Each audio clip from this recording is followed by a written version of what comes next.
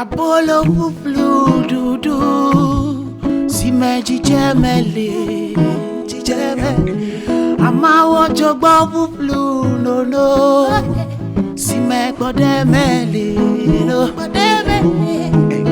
Enyo wu apesi me plododo leda Kake Dreson Enyo wu apesi me plododo leda Kake Dreson Abolo bublu dudu Sime jijemelelo Amawo jogbo bublu no Sime gbodemelo Enyo wu apesi me plododo leda Kake Dreson Enyo wu apesi me plododo leda